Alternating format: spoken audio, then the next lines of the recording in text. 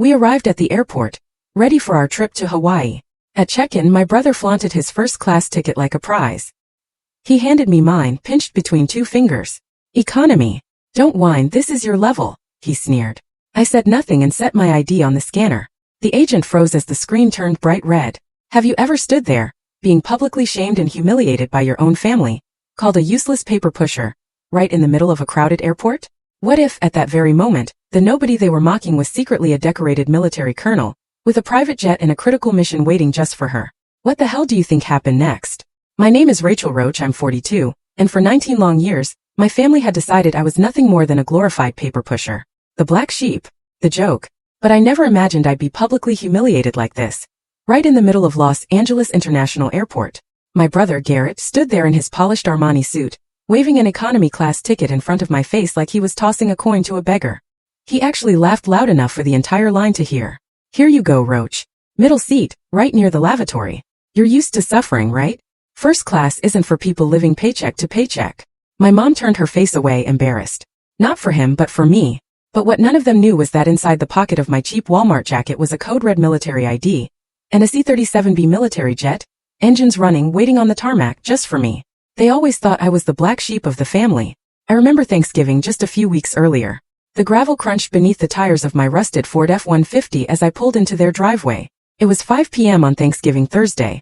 I had just come off a 24-hour shift at the Pentagon, monitoring a developing situation in the South China Sea. I was running on nothing but stale coffee and adrenaline. My eyes burned, every muscle in my body screamed for sleep.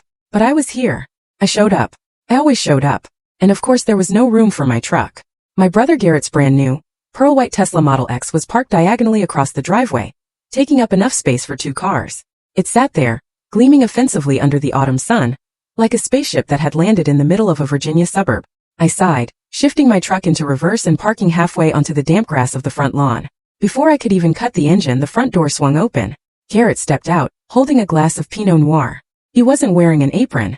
He was wearing a cashmere sweater that probably cost more than my truck's transmission. Jesus, Rage! Garrett shouted, not even bothering to come down the porch steps. Do you have to park that heap on the lawn? You're bringing down the property value of the whole neighborhood. I think I saw an oil leak trailing you from the highway.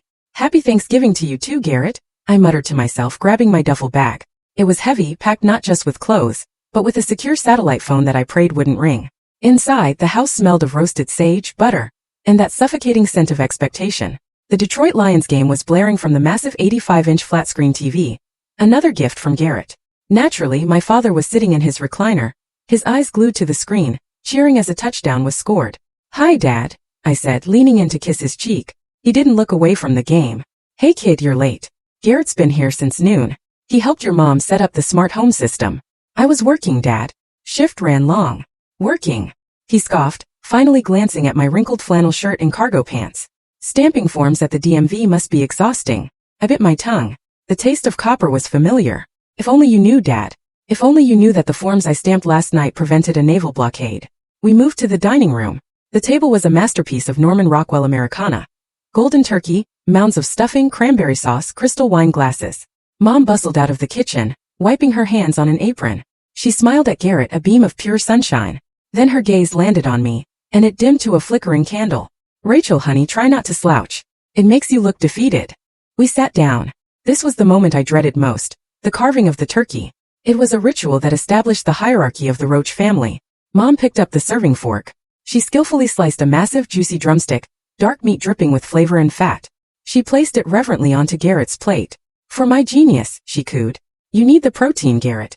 Running a company in Silicon Valley takes so much brain power. You look thin. Is the stress getting to you? Garrett chuckled, swirling his wine. You know how it is, Mom. The IPO market is brutal right now. I've been pulling 18-hour days just to keep the investors happy. But hey, that's the price of being a disruptor. High risk, high reward. Then Mom turned to me. She sliced a piece of the breast meat. It was white, dry, and looked like chalk. She dropped it onto my plate without gravy. And for you, Rachel, white meat is better. Less fat, you know, since your job is mostly sedentary. You don't want to gain any more weight, especially at your age. No man wants a wife who lets herself go. I looked at the dry meat. I had eaten MREs in the deserts of Kandahar that had more moisture than this. Thanks, Mom. I'm actually physically active. I run 5 miles every morning. Running away from responsibilities isn't the same as exercise. Garrett interjected, his mouth full of stuffing. The table laughed. Even Dad chuckled. I cut into the turkey. It was sawdust. I swallowed it down with water, because no one had offered me wine. So, Garrett announced, clapping his hands together as if calling a board meeting to order. Big news. Huge news. He reached into his pocket and pulled out a small box wrapped in gold foil. He slid it across the table to Mom and Dad. They opened it with trembling hands. Inside was a key fob. A Lexus key fob. Happy early anniversary, Garrett beamed. It's parked down the street. The 2025 hybrid SUV. Heated seats, self-driving capability, the works. Mom burst into tears.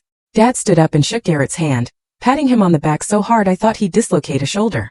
My boy, my incredible boy. You do too much for us. It's nothing. Garrett waved a hand dismissively, checking his Apple Watch. You guys sacrifice for me. It's only right. Oh wait, Rachel. He snapped his fingers. I almost forgot. I have something for you too. My stomach tightened. I didn't want his charity. He pulled a crumpled envelope out of his back pocket and tossed it across the table. It landed near my water glass. I saw these in the break room at the office. One of the interns was throwing them out. It's a bundle of coupons for Costco and Walmart. Bulk rice, canned beans, stuff like that. I think some expired last week, but usually if you make a scene, the cashiers will still honor them. The silence in the room was deafening. My parents looked at me with pity. Take them, Rachel, Dad said softly. Garrett is just looking out for you. We know money is tight with your government salary. I stared at the coupons. 50 cents off canned tuna. I don't need these, Garrett, I said, my voice steady though my hand trembled beneath the table. Don't be proud, Rachel. Garrett smirked. Pride is expensive. You can't afford it. Speaking of affording things, Garrett continued, pivoting back to the center of attention. For the actual 50th wedding anniversary next month, I've booked it. We are going to Hawaii. Mom gasped. Hawaii? Oh, Garrett. All expenses paid. First class for you and Dad. 5-star resort in Maui. I'm renting a private cabana. He paused, looking at me with faux concern. Rachel, you're coming too, obviously. I'll cover your flight. Don't worry. I know the resort is pricey, so I found a nice hostel a few miles inland for you. It's clean and there's a shuttle bus to the beach. I started to speak. I wanted to tell them that I was just promoted to full colonel. That I commanded respect from generals. That I could buy that resort if I liquidated my assets. Actually, I have some news too. I tried, my voice fighting to be heard over their excitement. I received a promotion last week. My new assignment is significant. Dad waved his fork at me, cutting me off mid-sentence. Rachel, please, not now. Let's not make this a competition. We are celebrating your brother's generosity. Your steady little pension is fine, honey, but don't try to dream big like your brother. It just leads to disappointment. I closed my mouth. I looked at the dry turkey on my plate. I looked at the expired coupons. I whispered, Hawaii. Thank you, Garrett. You're welcome, he said, winking at Mom. Someone has to carry the luggage, right? 2 hours later, I was back in my truck. My hands gripped the steering wheel so hard my knuckles turned white. The leather of the wheel creaked under the pressure. I didn't scream. I didn't cry. I just breathed in the cold air, letting the silence wash over the noise of their laughter still echoing from the house. I stared at my hands. These hands had held rifles. They had signed orders that changed the course of history. Now they were shaking because of a damn coupon. I started the engine. The old Ford roared to life. I wasn't going to tell them. Not yet. If they wanted a porter for their trip to Hawaii, fine. I would go. But they had no idea who was really getting on that plane with them. The drive from the suburbs back to DC took 45 minutes, but it felt like traveling between two different planets. I left the suffocating air of my parents' house, smelling of sage stuffing and judgment, and drove straight into the sterile cold precision of my real life. My apartment is located in the Navy Yard district, a high-security building filled with government contractors and agency spooks. The rent here is more than my father thinks I make in 3 months at the DMV. I parked my rusted Ford F-150 in the underground garage, specifically in a spot tucked away behind a concrete pillar, far from the polished BMWs and Autis of my neighbors. I took the elevator up to the penthouse floor. No keys here. I leaned forward, letting the retinal scanner read my eye. The lock clicked open with a heavy, satisfying thud of reinforced steel. Inside, the apartment was dark, silent, and impeccably clean. It didn't look like a home. It looked like a safe house. There were no family photos on the mantel, no throw pillows, just sleek, modern furniture and a secure hardline phone sitting on the coffee table. Its red light blinking steadily to indicate the encryption was active. I threw my cheap Walmart jacket onto the couch and walked into the bedroom. I stripped off the flannel shirt and the baggy cargo pants, leaving them in a pile on the floor. Standing in front of the full-length mirror, the illusion of Rachel the clerk finally dissolved. My body wasn't soft or sedentary. It was hardened by 19 years of obstacle courses, desert hikes, and hand-to-hand combat drills. But it was the scars that told the real story. I ran my fingers over the raised, jagged keloid scar on my left shoulder. It was ugly, a twisting knot of purple and white tissue. My mind drifted back, not to the dinner table I just left, but to the Korengal Valley in Afghanistan 10 years ago. We were ambushed during a routine patrol. The air had smelled of burning rubber and cordite. I remembered the sound, not a bang, but a wet thwack as the sniper's round tore through my shoulder. I didn't cry out. I dragged my radio operator to cover behind a rock wall while returning fire with my M4 carbine. I directed air support while bleeding through my tactical vest. I saved 3 lives that day. I remembered calling my mother from the field hospital in Germany a week later. I was high on morphine, desperate to hear a friendly voice. "Mom," I had rasped. "I got hurt, my shoulder." "Oh, Rachel," she had sighed, the sound of a game show blaring in the background. "What did you do now? Did you fall off your bicycle again? You were always so clumsy as a child. Honestly, you need to be more careful. How are you ever going to wear a strapless dress at your wedding with a scar like that? It's going to look hideous." I had hung up the phone and stared at the white ceiling of the hospital ward. I fell off a bike. That was the lie I told them. And that was the lie they chose to believe because it fit their narrative. Rachel the klutz. Rachel the failure. I walked over to the biometric safe built into the wall of my closet. I pressed my thumb against the pad. The door hissed open. Inside wasn't jewelry or cash. Hanging in a plastic protective bag was my dress blues uniform. On the shoulders, the silver eagles of a full colonel gleamed under the closet light. Pinned to the chest were rows of ribbons. The Bronze Star, the Purple Heart, the Legion of Merit. Below them lay my service pistol. A 6-hour P320 cleaned and oiled. This was who I really was. A ghost. A warrior. A commander. But to my family I was just a way to save money. I remember the day Garrett got into Stanford. The party was legendary. My parents rented a tent for the backyard. There was champagne, catered seafood, and a banner that said, "Future Billionaire." My father went around telling everyone, "My son is going to change the world." Stanford, can you believe it? It costs a fortune, but he's worth every penny. 2 years later, when I received my acceptance letter to West Point, the United States Military Academy, there was no party. No banner. We were eating meatloaf for dinner. I put the letter on the table. "I got in," I said, my heart pounding with pride. "West Point. I'm going to serve my country." Dad chewed his meatloaf slowly. He looked at the letter, then at me.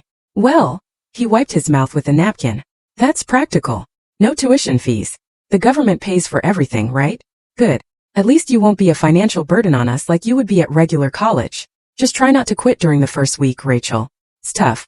And you know you're soft." Soft. I opened the bottom drawer of my nightstand and pulled out a simple wooden box. This was my memory box. Inside were 19 years of letters. Handwritten letters. Letters I had written by the light of a headlamp in a dusty tent in Iraq. Letters I had written when I was scared, when I missed home. I had mailed them. And over the years when I visited home I would find them. Sometimes in the junk drawer in the kitchen. Sometimes in the recycling bin. Unopened. They had never even broken the seals.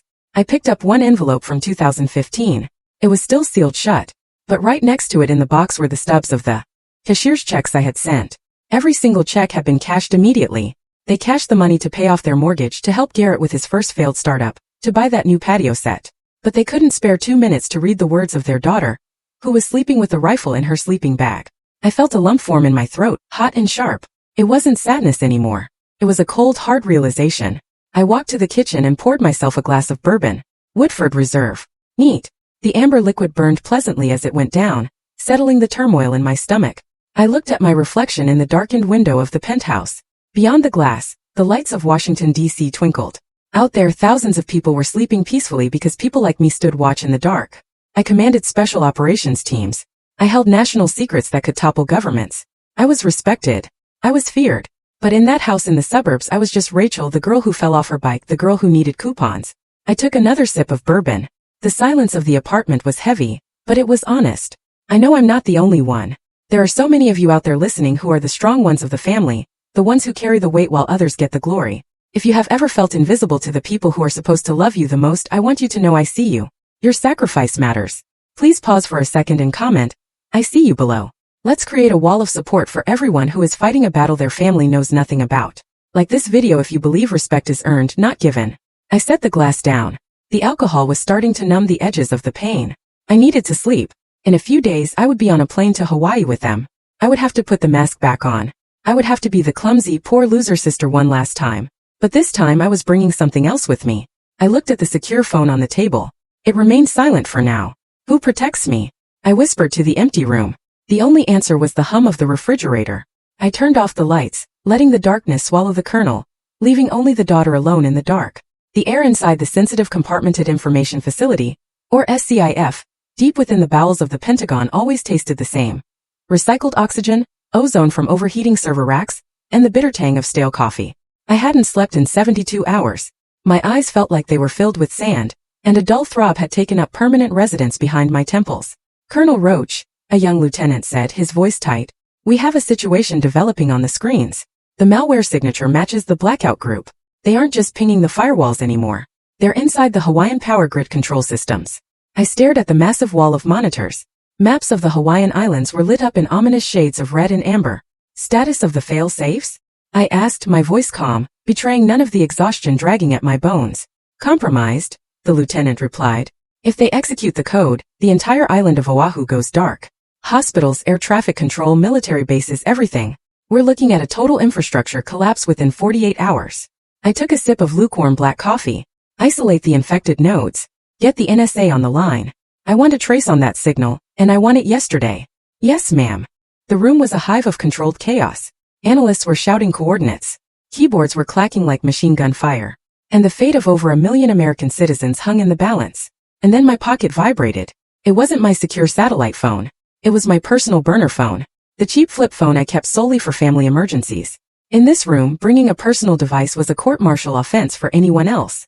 For me, it was a necessary evil of maintaining my cover, authorized by the director himself. I ignored it.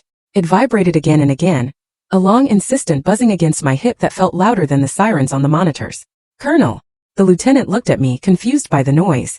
Ignore it, I snapped, typing a command into my terminal. Just a glitch.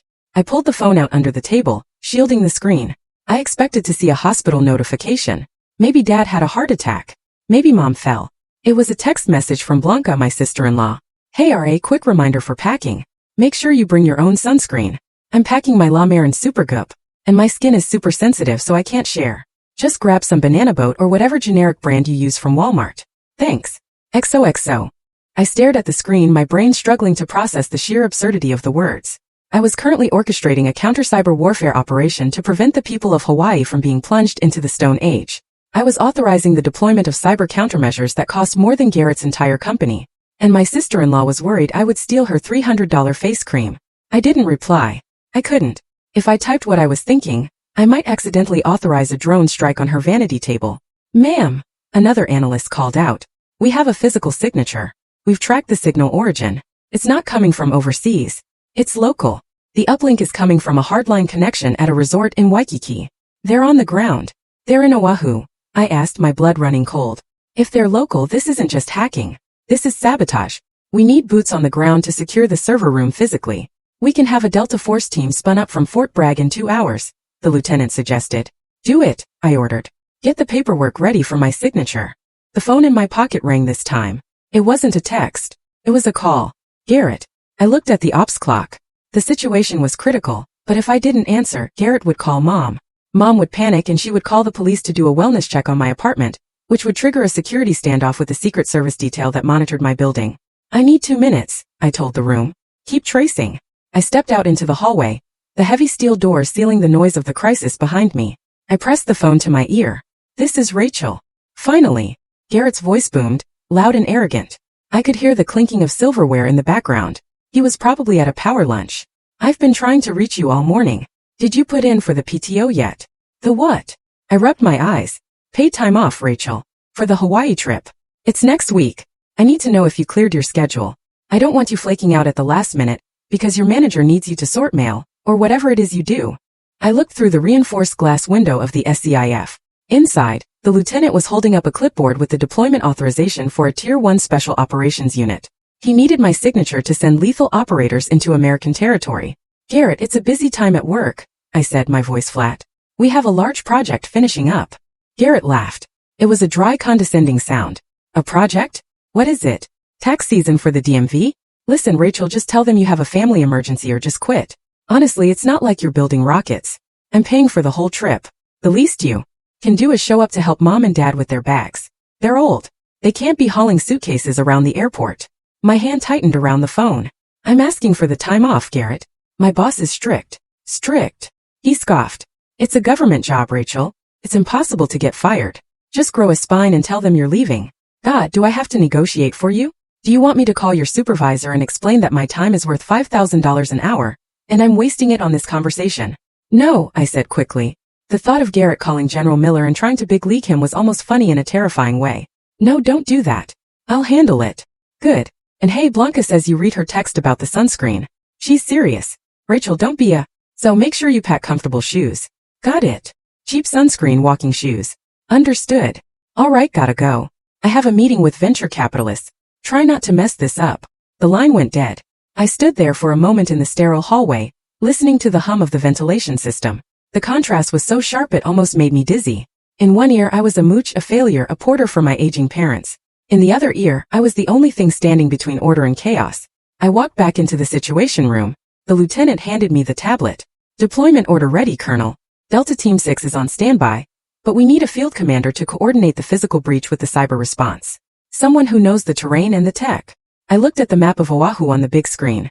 The target location was a server farm disguised as a utility shed, less than 5 meters from the Four Seasons resort where my parents would be celebrating their anniversary. Fate, it seemed, had a twisted sense of humor. I took the stylus and signed my name on the digital pad. Rachel L. Roach, Colonel Yusasak. I'll go, I said. The lieutenant blinked. Ma'am, you want to lead the field team? You've been awake for 3 days. It's the perfect cover, I said, my voice hardening. I have a family trip booked for Hawaii next week. I can move up my departure.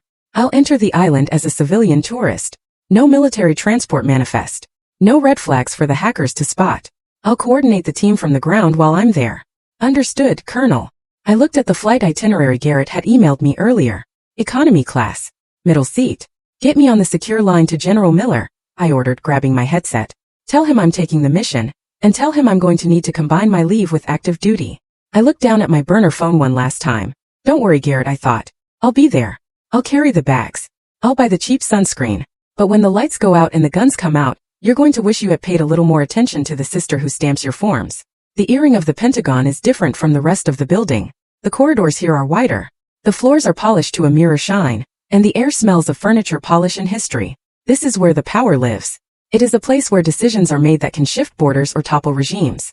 I walked down the hallway, my boots clicking rhythmically against the tile. My uniform was pressed, my hair pulled back into a tight bun, but inside I felt like I was unraveling. The weight of the impending cyber attack in Hawaii was heavy enough, but the weight of the lies I was about to tell my family felt even heavier. I stopped in front of a mahogany door with a gold placard. Major General Mike Iron Miller. I knocked twice. Enter. A gravelly voice boomed from inside. I stepped in and stood at attention. Colonel Roach reporting as ordered, sir. Major General Miller sat behind a desk that looked like it had been carved from a single redwood tree. He was a man of 60 with a buzz cut that was more salt than pepper and eyes that could cut through steel plating. He was smoking a cigar, strictly against regulations, but nobody told Iron Miller what to do. He looked up, his face softening instantly. At ease, Rachel. Sit down. You look like hell. Thank you, sir, I said, sinking into the leather chair opposite him. It's been a long 72 hours. I saw the briefing on the Hawaii grid, Miller said, sliding a thick file folder across the desk. Nasty business, blackout group. If they hit the transformers, we lose the Pacific Command's eyes and ears for days. Your plan to embed yourself on the island under civilian cover is solid. Risky but solid. He flipped open the file, scanning the logistics. He nodded at the equipment list, the weapon requisition, and the comms protocol. Then his finger stopped. He frowned.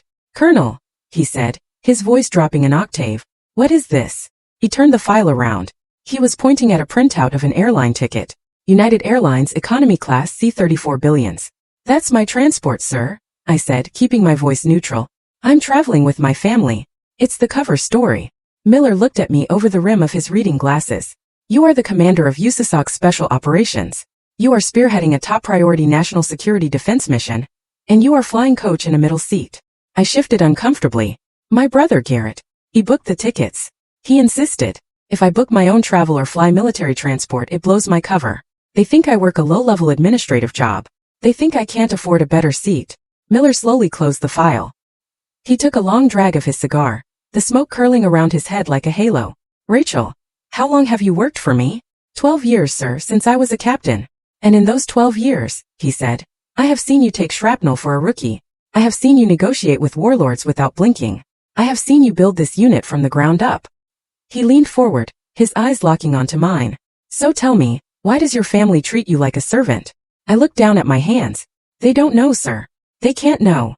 There is a difference between obsec and abuse, Miller said sharply. I've heard the voicemails you get. I've seen you skip Christmas leave because you didn't want to go home to be ridiculed. You are a warrior, Rachel. You command respect from 4-star generals. Why do you let these civilians treat you like garbage? Because they are my family, I whispered. And maybe because part of me still believes them. Maybe I am just the clumsy little sister. Miller slammed his hand on the desk. The sound made me jump. Bullshit, he growled. He stood up and walked to the window, looking out over the Potomac River. You are the finest officer I have ever trained, and I will be damned if I let the United States Army be complicit in this disrespect. He turned back to me. You want a cover story? Fine, but you are traveling like the asset you are. He reached for the red phone on his desk, the direct line to the Air Mobility Command. This is General Miller, he barked into the receiver. I need a bird. Immediate deployment to Hickam Air Force Base, Hawaii. Code red priority. He paused, listening. No, not a C-30 cargo hauler.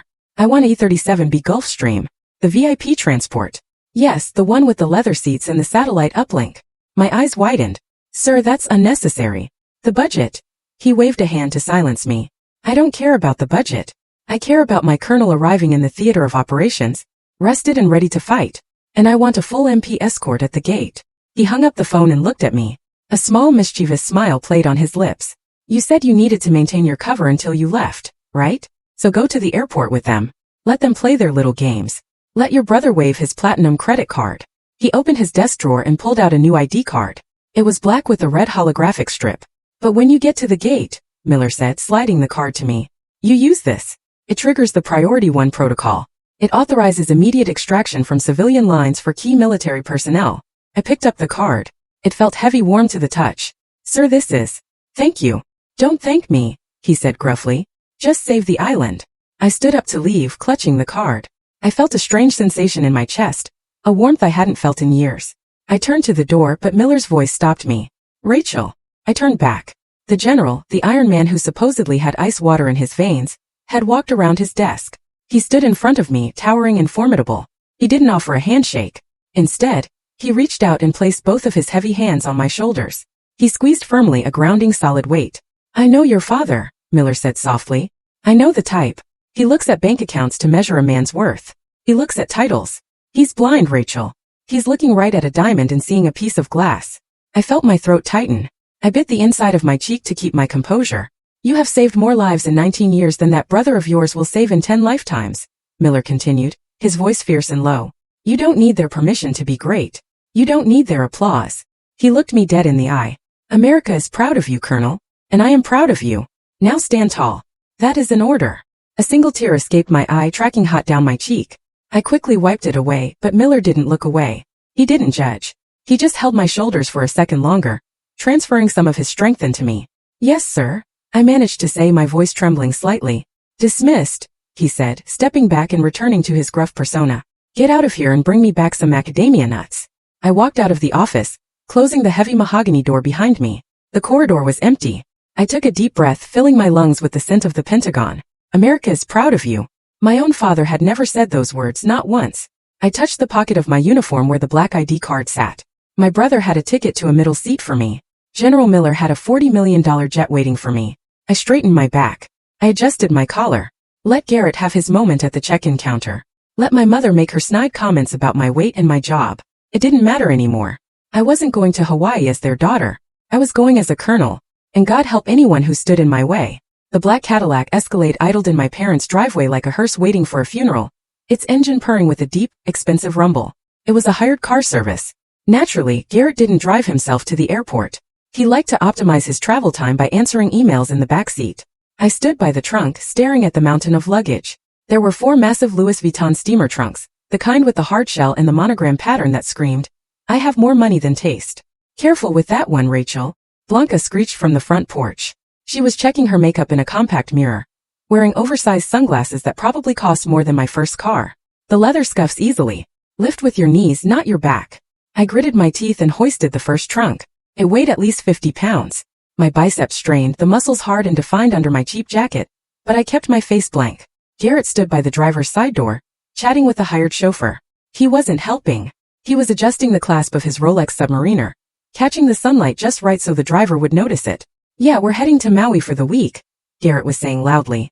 Needed a break from the grind. You know how it is in the valley. Burnout is real. I slammed the trunk shut after heaving the last bag inside. Sweat prickled at my hairline.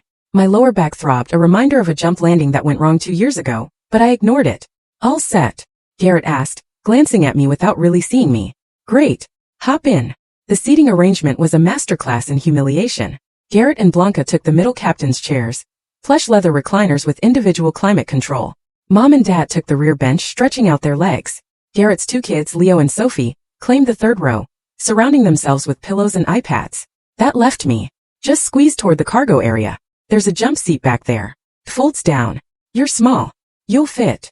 I climbed over the rear bumper, wedging myself into the narrow space between the stacked Louis Vuitton trunks and the rear window. My knees were pressed against my chest. A hard corner of a suitcase dug into my rib cage. I'd ridden in the back of unpressurized C-30 cargo planes on pallets of ammunition that were more comfortable than this. The driver merged onto the highway, and almost immediately we hit the legendary Los Angeles traffic. The I-405 was a parking lot of shimmering heat and exhaust fumes. Brake lights stretched as far as the eye could see. Ugh. Traffic. Blanca sighed, reclining her seat so far back it nearly crushed Dad's knees. Garrett, did you download the new season of Bluey for the kids? Yeah, they're good, Garrett said, tapping on his phone. From the row in front of me, the noise began. Leo and Sophie had their iPads at maximum volume. The sound of cartoon explosions and high-pitched voices filled the cabin. Then came the candy. Thwack! A half-chewed Skittle hit me in the forehead. I wiped it off, staring at the sticky red sugar on my finger. Sophie giggled, peeking over the headrest. She threw a wrapper next. It landed in my lap. Kids, settle down, Garrett said, but he didn't look up from his phone. His tone was indulgent, like he was talking to puppies, not unruly children assaulting their aunt. My stomach growled loud enough to be heard over the engine. I hadn't eaten since the turkey disaster yesterday. Oh, that reminds me, Garrett said, reaching into a brown paper bag at his feet. The rich, nutty aroma of Starbucks coffee suddenly filled the car, overpowering the smell of leather and stale air. My mouth watered instantly. Dad, here's your cappuccino. Extra foam. Garrett passed a cup back. Mom, chai tea latte. Blanca, venti soy latte, no foam, 2 pumps of vanilla. Kids, here are your hot chocolates. He passed the cups back one by one. I watched the steam rising from the white lids. I waited. Garrett took a sip of his own nitro cold brew and set the bag down. It was empty.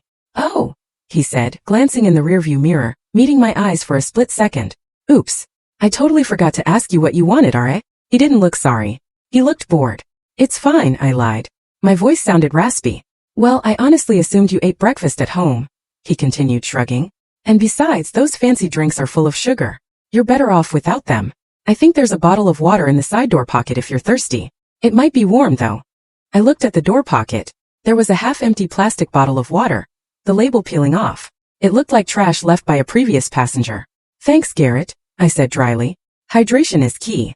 Exactly, he said, turning back to Blanca. See, she prefers water. It's a budget thing. When you don't have money, you learn to appreciate the free stuff. I clenched my jaw so hard my teeth ached. I turned my head to look out the rear window. We were crawling past the Sepulveda Pass. Thousands of cars, thousands of people going about their lives. None of them knew that the woman crammed into the trunk of this Cadillac, being pelted with candy wrappers, was carrying a clearance code that could ground every single flight at LAX. We finally pulled up to the curb at Tom Bradley International Terminal. The chaos of the airport was immediate. Whistles blowing, shuttles honking, people shouting. I scrambled out of the back, my legs numb from the cramped position. I nearly stumbled as my blood rushed back to my feet. All right, let's move, people. Garrett clapped his hands. Curbside check-in is for amateurs. We're going inside to the priority line. I began unloading the bags again. Lift, swing, drop. Lift, swing, drop. I stacked them onto a cart, sweat trickling down my spine under my heavy jacket. Garrett, Blanca, and the kids started walking toward the sliding glass doors. Dad followed, adjusting his hat. Mom lingered behind for a second. She walked up to me as I struggled to push the heavy cart. Rachel, she whispered, leaning in close. For a second I thought she was going to thank me, or maybe offer to carry a carry-on bag. Listen, she said, her voice low and urgent. When we get inside, try to walk a few paces behind us. Okay. I froze. What? She reached out and picked a piece of lint off my shoulder, her nose wrinkling in distaste. It's just look at you. That jacket is fraying at the cuffs and your hair is a mess. There are going to be a lot of important people in the first-class line. Business associates of Garrett's might be there. We don't want them to get the wrong idea. The wrong idea? I repeated slowly. That the family is struggling, she said, giving me a pitying smile. You understand, don't you? It's for Garrett's image. Just keep a little distance. Like you're helping us but not with us. She patted my cheek, a soft stinging tap, and turned to hurry after the others. Come on, don't dawdle. I stood there on the curb, the roar of a departing 747 shaking the ground beneath my boots. Like you're helping us but not with us. I looked at my hands. They were trembling, not from the weight of the bags, but from a rage so pure, so white-hot that it felt like it could melt the asphalt. I dug my fingernails into my palms until I felt the sharp bite of pain. It was the only thing keeping me from screaming. Copy that, Mom. I whispered to the exhaust fumes. Distance. You want distance? I'll give you distance. I pushed the cart forward, my eyes fixed on Garrett's back. He was striding through the automatic doors, laughing at something Blanca said, completely oblivious to the shadow following him. He thought he was walking into a very important person lounge. He didn't know he was walking into a firing squad. I touched the hard plastic of the ID card in my pocket one last time. It was time to check in. The automatic sliding doors of the Tom Bradley International Terminal hissed open, and the wall of sound hit us instantly. It was the unique symphony of LAX. A chaotic blend of wheelie bag wheels rattling over tiles, the rhythmic announcements over the PA system about unattended luggage, and the low hum of thousands of stressed travelers. For most people, this environment is a nightmare. For my brother Garrett, it was a stage. He adjusted the lapels of his blazer, checking his reflection in the glass. All right, troop, stay close, he commanded, though he was only looking at his wife and kids. We're going priority. I don't do lines. I was 10 feet behind them, wrestling the luggage cart, which had a wobbling left wheel. The 4 massive Louis Vuitton trunks were stacked precariously high, threatening to topple over with every bump in the floor. People glared at me as I maneuvered the monstrosity through the crowd, muttering apologies that nobody heard. Garrett marched straight toward the United Airlines counter, bypassing the serpentine line of tired families and backpackers that snaked back toward the entrance. He walked right up to the red carpet marked, Premier Access 1K Global Services. There was a velvet rope. He unhooked it himself, not waiting for the attendant, and strode up to the counter like he owned the airline. Garrett Roach, he announced loudly, slapping his passport and a heavy metal American Express Platinum card onto the counter. Party of 7. I'm a Premier Platinum member and I have 4 overweight bags. But you're going to waive the fees because, well, look at the status. The agent, a middle-aged woman with tired eyes and a name tag that read Brenda, sighed imperceptibly. She began typing. Good morning, Mr. Roach. I see your reservation. Flying to Honolulu today, Maui. Connection in Honolulu, but make sure our bags are tagged all the way through with priority tags. Garrett corrected her sharply. I don't want to wait at the carousel with the general population. I finally caught up, breathless, pushing the cart up to the scale. My face was flushed from the exertion. Garrett didn't offer to help lift the bags onto the belt. He just tapped his foot impatiently. Faster, Rachel, he hissed. You're holding up the line. I heaved the 50-pound trunks onto the scale one by one. My shoulder, the one with the keloid scar from the sniper's bullet, throbbed with a dull, hot pain. I bit the inside of my cheek to keep my face neutral. All right, Brenda said, the printer whirring to life behind the counter. I have your boarding passes here. She placed a stack of glossy cardstock tickets on the counter. Garrett picked them up, fanning them out like a winning poker hand. He turned to the family, a benevolent king bestowing gifts upon his subjects. Mom, Dad. He handed them 2 tickets. Row 2 seats A and B. First class, fully lie-flat seats. I ordered the vegan meal for you, Mom, and the steak for you, Dad. Champagne is served before takeoff. Oh, Garrett, Mom gushed, clutching the ticket to her chest. You spoil us. Look, honey. It says Zone 1. Blanca, kids. Garrett handed out the next 3. We're in row 3. Sophie, you get the window so you can see the clouds. Leo, you've got the aisle so you can run around. Yay, first class. Leo cheered, sticking his tongue out at a kid standing in the economy line. Then there was 1 ticket left. It wasn't printed on glossy cardstock. It was printed on flimsy thermal receipt paper that curled at the edges. Garrett held it up. He didn't hand it to me immediately. He waved it in the air, a little white flag of surrender. The terminal was crowded, and people nearby, businessmen in suits, families on vacation, were watching. Garrett loved an audience. And for you, Ara, he said, his voice booming with a performative joviality that made my skin crawl. He stepped closer, invading my personal space. The smell of his expensive cologne mixed with the stale airport air was nauseating. I tried my best, he lied, grinning. But, holiday pricing is insane. So here you go. He thrust the flimsy paper toward my face. Seat 42E, he announced clearly, ensuring the people in the line behind us could hear. That's the middle seat, right in the back row, right next to the lavatory. Where the magic happens. Blanca let out a sharp, high-pitched giggle, then covered her mouth with her manicured hand. Oh, Garrett, stop it. That's mean.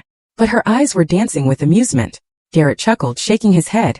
Hey, I'm doing her a favor. She's used to suffering, right? I mean, look at her. He gestured vaguely at my outfit. The frayed Walmart jacket, the worn-out sneakers. First class isn't for people living paycheck to paycheck, RA. You'd feel out of place. You wouldn't know which fork to use. The world seemed to slow down. I could hear the whir click of the luggage belt moving my parents' bags away. I could hear the ding of the announcement chime.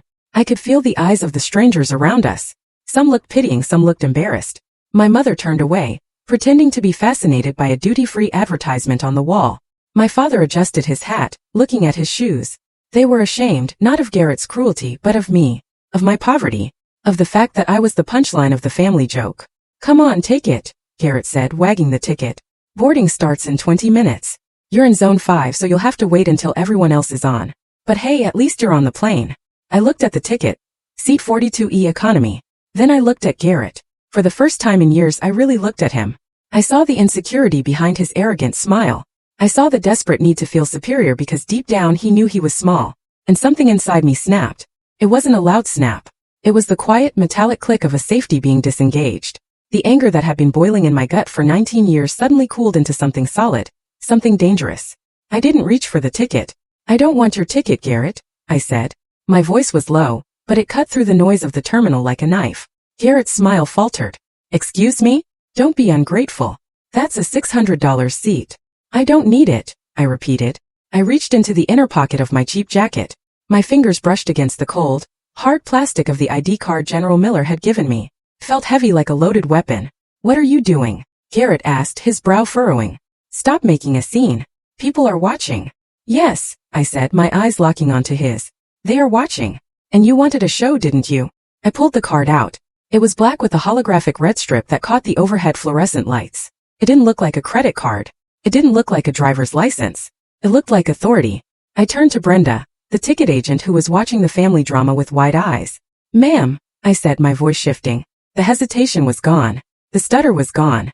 This was the voice that commanded battalions. I am authorizing a priority 1 override. I placed the card on the scanner on the counter. Garrett laughed nervously. Rachel, what is that? A library card? You're embarrassing yourself.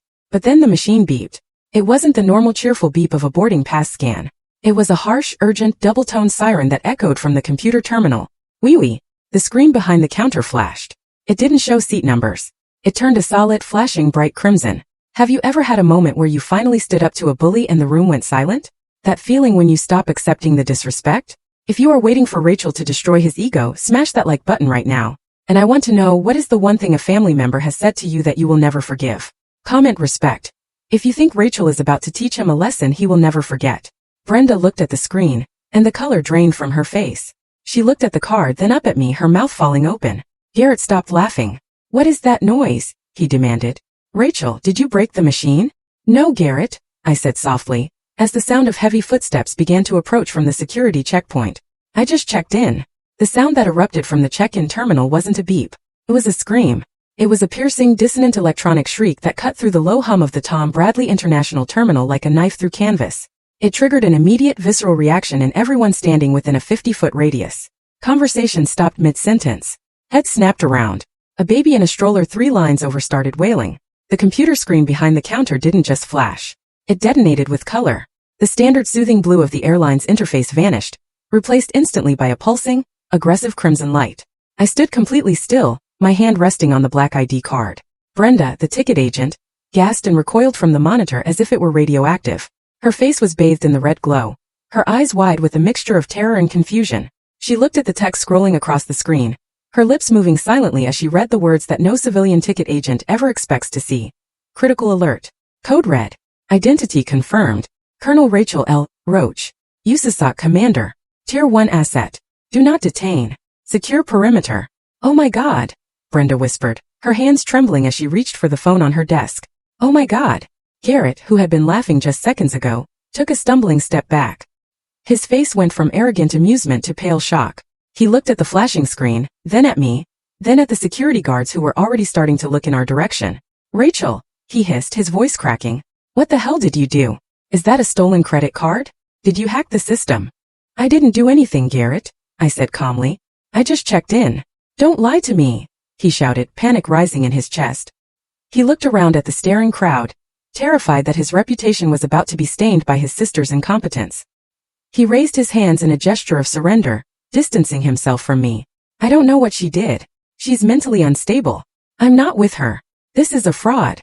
My mother grabbed my father's arm, her knuckles white. Rachel, please, she begged, her voice trembling. Just apologize. Tell them it's a mistake before they arrest you. But nobody was listening to them because the ground had started to shake. From the far end of the terminal, near the TSA pre-check security doors, a commotion erupted. It sounded like thunder rolling indoors. People were screaming and scrambling out of the way. Make a hole. Move. Move. Move. A squad of 6 military police officers, flanked by 4 tactical operators in full combat gear, plate carriers, helmets, and M4 carbines slung across their chests, burst through the crowd. They moved with the terrifying synchronized precision of a pack of wolves. They weren't walking. They were sprinting in formation. Get down! Someone in the crowd screamed. It's a raid. Garrett yelped and cowered behind his luggage cart, using his Louis Vuitton trunks as a barricade. It's her. He pointed a shaking finger at me. She's the one with the fake card. Arrest her. I have nothing to do with this. The soldiers ignored him completely. They didn't even look at him. They charged straight toward the check-in counter. The crowd parted like the Red Sea. People holding up their phones to record the chaos, their faces lit by the screens. The lead operator, a massive man with a tactical headset, reached the counter first. He didn't tackle me. He didn't shout at me to get on the ground. He stopped 3 feet away from me and spun around, facing outward toward the crowd. The other soldiers did the same. Within 2 seconds, they had formed a perfect, impenetrable defensive perimeter around me. Their backs were to me, their weapons held at the low ready, scanning the terminal for threats. I stood in the center of the circle, the eye of the hurricane. The sudden silence that fell over the terminal was heavy, broken only by the rhythmic thud, thud, thud of heavy boots approaching on the marble floor. A man walked through the gap in the soldiers. He was wearing the formal dress green uniform of the U.S. Army. The oak leaves of a major shone on his shoulders. He walked with a purpose that made Garrett's corporate swagger look like a toddler's stumble. He stopped directly in front of me. He looked at my frayed Walmart jacket. He looked at my worn-out sneakers. He looked at my messy hair. And he didn't blink. He snapped his heels together. The sound was sharp like a pistol crack. He raised his hand in a crisp, unwavering salute. Colonel Roach, he barked, his voice carrying across the silent terminal. I slowly stood taller. I rolled my shoulders back, the phantom weight of my heavy rucksack settling into place. I wasn't Rachel the clerk anymore. I was the commander. I returned the salute, my hand cutting the air with precision. Major, the major said, dropping his hand but remaining at attention. General Miller sent the extraction team. We have secured the terminal. The C-37B is fueled, and engines are running on the tarmac. We are ready for immediate departure to Hickam Air Force Base. I nodded. Excellent timing, Major. Let's not keep the general waiting. From the corner of my eye, I saw movement.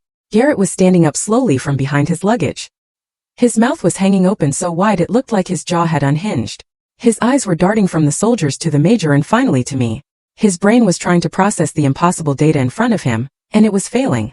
Colonel, he whispered. The word sounded foreign in his mouth. What? Who? My father took a step forward, his face gray. Rachel, what is going on? Why are they saluting you? Stay back, sir. One of the MPs shouted, stepping in front of my father and holding up a hand. Maintain a 10-foot distance from the very important person. Very important person, my mother squeaked. But she works at the post office. The major turned his head slightly, giving my parents a look of withering disdain that could have peeled paint off a wall. The colonel, he said icily, is one of the highest-ranking officers in the United States Army Special Operations Command. You will show her the proper respect. Garrett looked at his hand. He was still holding the thermal paper ticket for seat 42E, the economy ticket near the toilet. His hand went limp. The ticket fluttered down, drifting through the air like a dead leaf, and landed softly on the dirty airport floor. Around us, the crowd had gone from terrified to mesmerized. Hundreds of smartphones were held aloft. Flashbulbs popped. I could hear the whispers starting to ripple through the onlookers like a wave.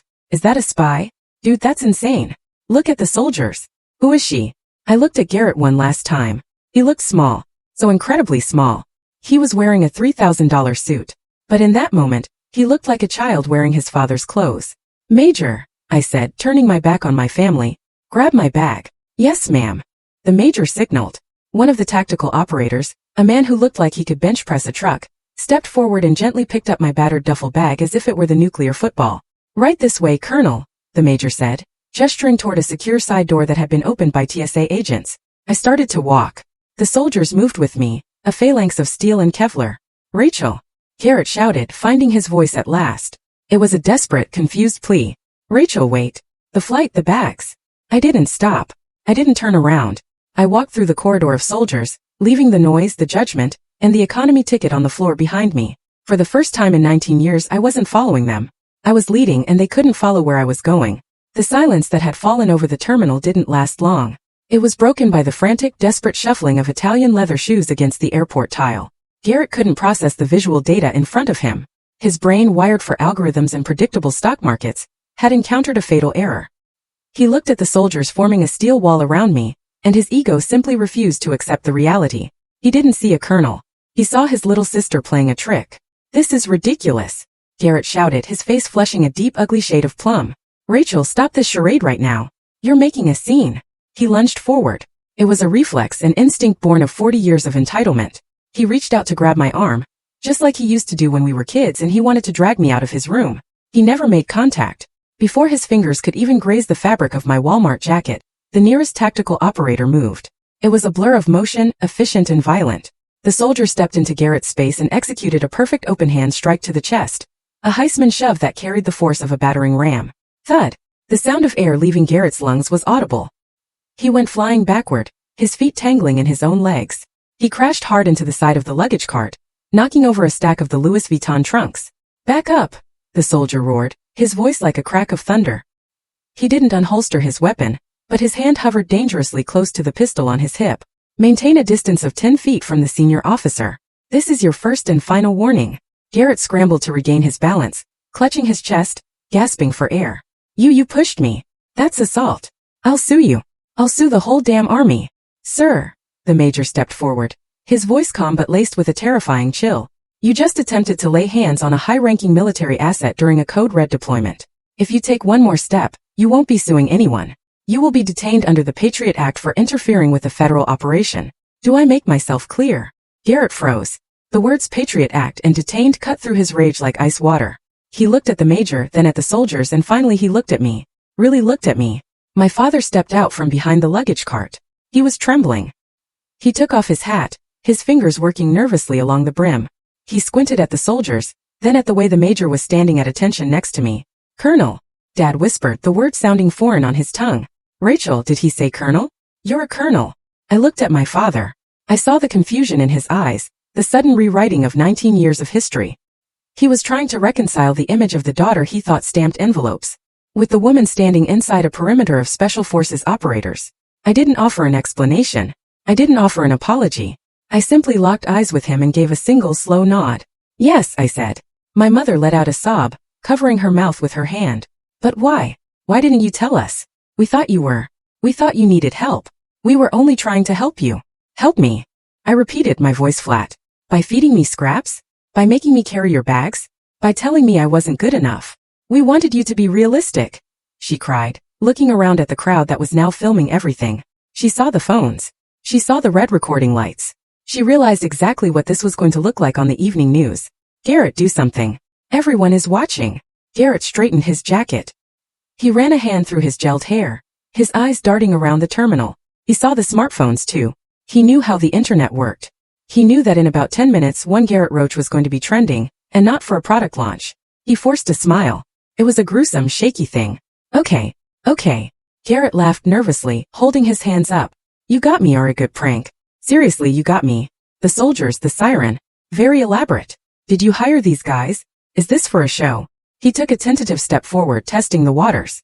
"Look, the press is here," he whispered loudly, tilting his head toward the onlookers. "Let's not air dirty laundry, okay? We're family. Blood is thicker than water, right? Just tell your friends here to let us through. We can walk you to the very important person gate. I'm sure there's room in the lounge for all of us. We can laugh about this over champagne." He wanted to share the spotlight. He wanted to piggyback on the power he had spent his entire life denying me. I looked at him, and for the first time I didn't feel anger. I didn't feel hurt. I felt nothing but a cold, distant pity. He looked so small, so desperate. "Garrett," I said, my voice carrying clearly over the hushed crowd. "Do you know what Abraham Lincoln once said?" He blinked, confused by the pivot. "What? Who cares about Lincoln right now? We have a flight to catch," he said. "Nearly all men can stand adversity, but if you want to test a man's character, give him power." I paused, letting the words hang in the air. "You have power, Garrett. You have money. You have status. You have the platinum card and the CEO title. And life gave you a test. It gave you a younger sister who you thought was weak, and you used your power to crush her. You used your power to humiliate her. Garrett's smile vanished. The color drained from his face again. I was just joking, he stammered. It's just sibling banter, Rachel. You're too sensitive. And now, I continued, ignoring his excuse, the tables have turned. Now I have the power. I gestured to the soldiers, to the flashing red screens, to the major waiting for my command. So tell me, Garrett, how does it feel to be the one standing on the outside? Garrett looked around. The crowd wasn't laughing with him anymore. They were whispering. They were judging. He was the clown in the center of the circus ring, and the makeup was running. "R.A., come on," he pleaded, his voice dropping to a whine. "Don't leave us here. Not like this. Just let me come with you. I can upgrade my ticket. I can buy a seat on your jet. How much is it? I'll write a check right now." I shook my head slowly. A small dry smile touched my lips. "You were right earlier, Garrett. You were absolutely right." His eyes lit up with a flicker of hope. "I was? About what?" "You said I didn't fit in first class," I said. "And you were right. I don't." I took a step back, the soldiers moving with me in perfect synchronization. "But you don't fit where I'm going either. You see, money can buy you a lie-flat seat on United, Garrett, but it can't buy you a top-secret security clearance. And it certainly can't buy you the character required to sit on my aircraft." I pointed to the floor where the crumpled thermal paper ticket lay near his shoe. "You keep that seat, Garrett. Seat 42E, the middle seat next to the toilet." I looked him dead in the eye, delivering the final blow. "I think you'll find the smell suits you, Major," I commanded, turning my back on him. "Let's go." "Yes, ma'am." The soldiers pivoted. I walked forward, my head held high, my stride matching the rhythm of the operators around me. "Rachel!" Garrett screamed behind me. It was a broken, pathetic sound. "You can't do this. I am your brother, Rachel." I didn't look back. I didn't flinch. I walked through the secure double doors that the TSA agents held open for me. I walked past the stunned onlookers who lowered their phones in reverence as I passed. I walked away from the toxicity, the abuse, and the smallness of the life I had left behind. Behind me, the heavy security doors slammed shut with a final, resonant thud, cutting off the sound of my brother's voice forever. The heavy thud cut off the chaos of Los Angeles International Airport. The screaming sirens, the flashing cameras, and the desperate shouting of my brother. It all vanished, replaced by the hushed, respectful silence of military luxury. "Welcome aboard, Colonel," the flight steward, a young staff sergeant with an impeccable uniform, said. He took my battered duffel bag as if it were made of silk. "We have a flight time of 5 hours and 20 minutes to Hickam Air Force Base. Can I get you anything before we taxi?" I looked around the cabin. It wasn't just a plane. It was a sanctuary. The seats weren't seats. They were oversized, cream-colored leather armchairs that swiveled and reclined fully flat. The walls were lined with polished mahogany. There was no fight for overhead bin space. There was no crying baby in row 34. There was just space. Glorious empty space. "A drink," I said, my voice sounding louder than I expected in the quiet cabin. "Bourbon. Neat. Blanton's if you have it." "Excellent choice, ma'am." I sank into the leather chair by the window. It accepted my tired body like a warm embrace. I stretched my legs out fully, and my feet didn't touch a seat in front of me. I closed my eyes for a moment, letting the vibration of the engines rumble through the floor. It was a power hum, a sound of capability and strength. Minutes later, the sergeant returned with a crystal tumbler. The amber liquid swirled around a single, perfectly spherical ice cube. "Wheels up in 2, Colonel." As the jet roared down the runway and lifted effortlessly into the sky, banking over the Pacific until the cars on the I-405 looked like slow-moving bacteria. Somewhere down there in that mess was a black Cadillac Escalade carrying a very unhappy family. I took a sip of the bourbon. It was smooth with notes of caramel and oak, burning pleasantly in my chest. I reached into my pocket and pulled out my personal phone. I had turned it off during the confrontation at the gate. Now at 40,000 feet, connected to the jet's secure Wi-Fi, I pressed the power button. The device nearly vibrated out of my hand. Notifications didn't just appear. They cascaded down the screen like a waterfall. My text messages, emails, and social media apps were exploding. I opened Twitter first. I didn't even have to search. It was right there on the For You page, trending at number 1. #RoachExposed. A video clearly shot by a bystander was already at 4 million views. It showed the entire interaction, Garrett waving the ticket, his smug face, my calm refusal, the red sirens, and finally the soldiers forming that steel wall around me. The comments were brutal. "Did you see his face when the MP showed up? Priceless. Imagine trying to flex a platinum card on a special ops commander. What a clown. That salute though. Chills. Respect to Colonel Roach. Cancel this guy. Who treats their sister like that?" I switched to the finance app. Garrett's company, Roach Tech, was publicly traded. The stock graph was bleeding red. It had plummeted 12% in the last hour. The newsfeed was already running headlines. Roach Tech CEO under fire after viral video shows abusive military officer. Board of directors calls emergency meeting. In America, the market forgives bad products, but it rarely forgives a PR disaster involving the troops. Garrett had touched the third rail of American culture, and he was getting fried. Then I opened my text messages. There were 20 unread messages from Mom. Rachel, honey, are you there? Please answer. We had no idea. A colonel? Why didn't you tell us? Your father is in shock. We are so proud of you. We always knew you were special. Listen, the airport is crazy. People are shouting at Garrett. It's scary. Can you turn the plane around? Or maybe send a car for us. We can still make the vacation work. We love you. Please pick up. I stared at the heart emojis. For 19 years I'd waited for those words. We are so proud of you. I had bled for those words. I had missed birthdays, weddings, and holidays, serving in the darkest corners of the earth, just hoping that one day I would come home and they would see me. And now here they were. But they felt cheap. They felt like a transaction. They weren't proud of me. They were proud of the rank. They were proud of the proximity to power. And mostly, they were scared of the consequences of losing me. I scrolled down. Garrett's texts were even worse. Rachel, pick up the phone. This isn't funny anymore. My investors are pulling out. Do you have any idea how much money I lost in the last 30 minutes? You need to release a statement. Tell them it was a joke. You're killing me. I'm your brother. You owe me this. You owe me. I took another sip of bourbon, letting the liquid sit on my tongue. I looked out the window at the endless deep blue of the Pacific. The sky was empty and clean. I remember being 10 years old, scraping my knee on the playground. I remembered running to Garrett, crying, wanting my big brother to help me. He had laughed and told me to stop being a baby. I remembered showing my mom a drawing I made and her asking why I couldn't draw as well as Garrett. I realized then that I wasn't angry. Anger requires passion. Anger implies that you still care about the outcome. I felt nothing, just a quiet, hollow relief. The kind of relief you feel when you finally put down a heavy backpack you've been carrying for miles. I didn't owe him anything. I didn't owe them my silence, my labor, or my protection. Not anymore. I typed nothing. I didn't send a scathing reply. I didn't send a forgiveness emoji. I simply held down the side button on my phone. Slide to power off. I slid my thumb across the screen. The digital chaos, the pleas, the fake love, the panic faded into blackness. The cabin was silent again, save for the gentle clinking of the ice in my glass. I was alone at 40,000 feet. For the first time in my life, I didn't have a family to go back to. I was an orphan of my own making. But as I looked at the clouds stretching out toward the horizon, toward Hawaii and the mission that awaited me, I realized something else. I was free. Sergeant, I called out softly, not turning away from the window. The steward appeared instantly. Yes, Colonel. We're going to need to prep the tactical briefing for the Oahu landing, I said, my voice steady and strong. But give me 10 more minutes. I'm just enjoying the view. Take all the time you need, ma'am. I closed my eyes and took a breath. It was the first breath of air I'd taken in 19 years that felt entirely my own. 48 hours later, the mission to secure the Oahu power grid was complete.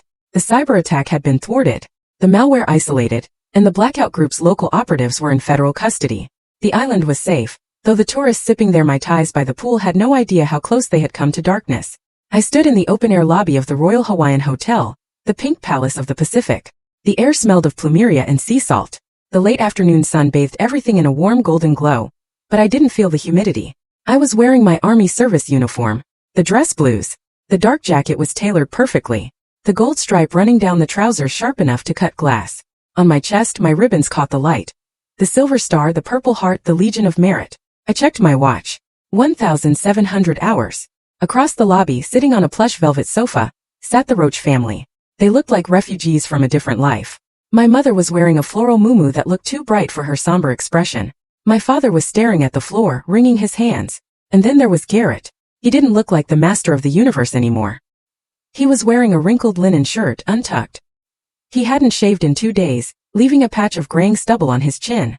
His eyes were bloodshot, darting around the lobby as if he expected a sniper in the palm trees. When he saw me approaching, he stood up so fast he knocked over a coffee cup on the table. Rachel, he breathed, taking a step forward. He looked at my uniform and for a second, the old arrogant sneer tried to surface, but it died instantly, replaced by sheer desperation. Thank you for coming. I didn't think you would. I have a flight back to DC in 3 hours, I said, keeping my distance. I wanted to say goodbye to Mom and Dad properly. Right, Garrett said nervously, wiping his sweaty palms on his pants. Listen, Rachel, we need to talk about the situation. He pulled out his phone, his hands shaking. The video has 20 million views, he whispered, his voice cracking. 20 million. The board of directors is calling for a vote of no confidence tomorrow morning. They're going to oust me, Rachel. They're going to take my company. My stock options are worthless. I'm going to lose the house in Palo Alto. I'm going to lose everything. I watched him unravel. It was painful but necessary, like watching a fever break. What do you want me to do, Garrett? Make a video with me, he pleaded, his eyes wide and wet. Just a short clip. We stand here in front of the sunset. You wear the uniform. We smile. We say it was all a misunderstanding. A skit. A viral marketing campaign for a veterans charity. Yes, we say we did it to raise awareness for veterans. He laughed. A manic high-pitched sound. It's perfect. You save my reputation, I donate 100 grand to some charity, and everyone wins. Please, Rachel, you're my sister. You can't let them destroy me. My parents stood up now, hovering behind him. My mother looked at me with pleading eyes. Rachel, please. Your brother worked so hard for that company. Don't let a silly argument ruin his life. I looked at them. For 19 years their voices had controlled me. Their approval was the drug I was addicted to. But, standing there in my uniform, surrounded by the quiet strength of my own achievements, I realized the addiction was broken. No, I said.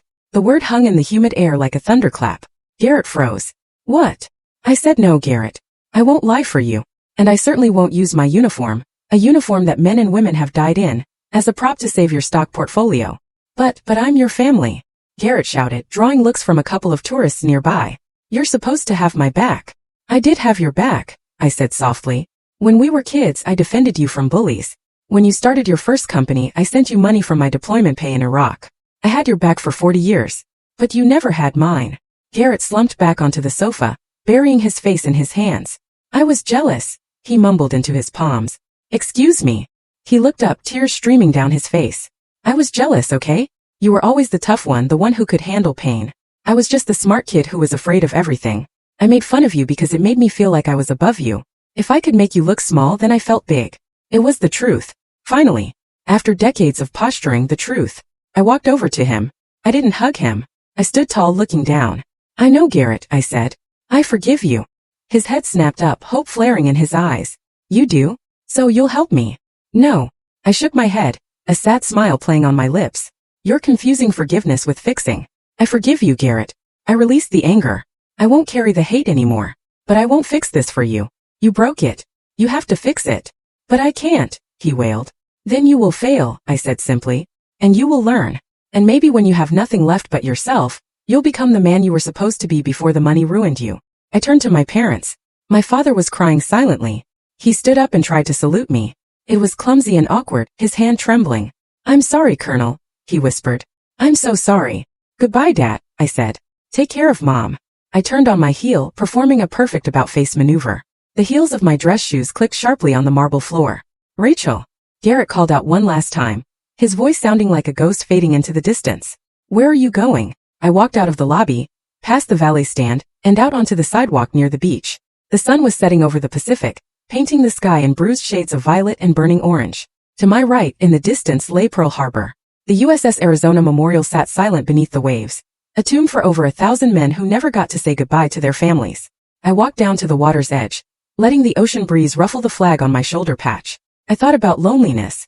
For years I thought I was alone because I was the black sheep. I thought I needed to buy my way back into the flock with silence and submission. But as I watched the waves crash against the shore, immutable and strong, I realized I wasn't alone. I had General Miller. I had the soldiers who formed a wall around me at the airport. I had the men and women I served with who knew the real me. The scars, the grit, the loyalty.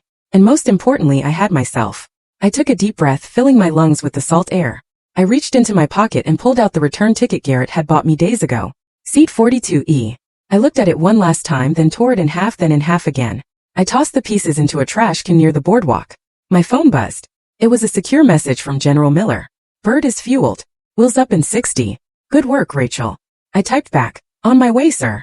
I adjusted my cover, straightened my jacket, and began to walk away from the sunset, away from the hotel and toward the airfield.